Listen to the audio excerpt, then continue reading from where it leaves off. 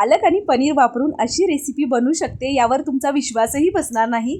अगदी दिसायला आकर्षक, खायला जबरदस्त आणि बनवायला तितकीच सोपी। चला तर मग पाहून घेऊया recipe. Hello everyone, Shri Swami Samarth सर्वांना। आज आपण इथे ना पालक पनीर वापरून पौष्टिक असं उत्तप्पम बनवणार आहे। अगदी टिफिन असो किंवा नाश्त्याला बनवण्यासाठी ही रेसिपी परफेक्ट आहे। तर एक वाटी बारीक रवा घेतलेला आहे। आता यामध्ये आपल्याला घालायचा आहे ब्लांच करून घेतलेला पालक। अगदी 2 ते 3 मिनिटं उकळत्या पाण्यात हा पालक आपल्याला शिजवून घ्यायचा आहे आणि तो पालक आपल्याला इथे शिजवलेला पालक वापरायचा आहे। यानंतर यामध्ये आपल्याला कोथिंबीर घालायची आहे।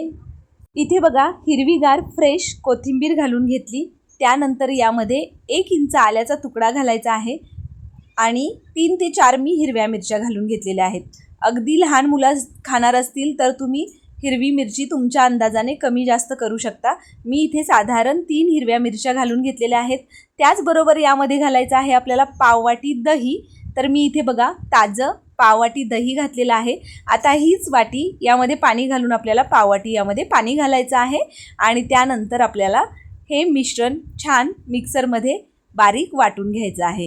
तुम्ही जर पालक पनीर पासून बनवलेले आप्पे बघितले नसतील तर ती सुद्धा रेसिपी तुम्ही नक्की जाऊन बघा। अगदी करायला सोपी आहे, झटपट तयार होते आणि टिफिनला देण्यासाठी तोही खूप उत्तम पर्याय आहे।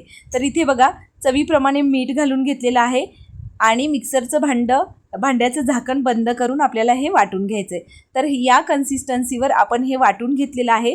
आता रवा वापरलेला आहे त्यामुळे 10 मिनिटं याला आपल्याला रेस्टसाठी ठेवून द्यायचं आहे जेणेकरून रवा छान फुलेल। तर मी हे झाकण ठेवून 10 ते 15 मिनिटं बाजूला ठेवून दिलं। आता तुम्ही बघू शकता छान आपलं मिश्रण तयार झालेलं आहे। यामध्ये 1 चमचा इनो फ्रूट सॉल्ट घालायचं, त्यावर 1 चमचा पाणी घालून घ्यायचं जेणेकरून इनो छान ॲक्टिवेट करून घ्यायचा आणि मस्त ढवळून हे मिश्रण मिक्स करून घ्यायचं आहे। त्यानंतर पॅनवर मीडियम आकाराचे इथे उत्तप्पम घालून घ्यायचे। तुम्हाला टिफिनला देण्यासाठी हवे असतील तर तुम्ही छोटे छोटे पुरीच्या आकाराचे, छोटी पुरी असते त्या पुरीच्या आकाराचे उत्तप्पम तयार केले तरी सुद्धा चालतील। इथे बघा वरून छान किसलेलं पनीर घातलेलं आहे, बारीक चिरलेलं टोमॅटो घालायचं जेणेकरून अजून छान अट्रॅक्टिव्ह असे हे उत्तप्पम दिसतात, कलरफुल दिसतात। त्यामुळे लहान मुलांना खायलाही ते प्रचंड आवडतात। या पद्धतीनेच मी सगळे उत्तप्पम करून घेतले। तुम्ही बघू शकता झटपट तयार होतात आणि परफेक्ट अशी ही नाश्त्यासाठी, टिफिनसाठी मौसूत असे पौष्टिक टेस्टी उत्तप्पमची रेसिपी आहे, त्यामुळे नक्की ट्राय करून बघा।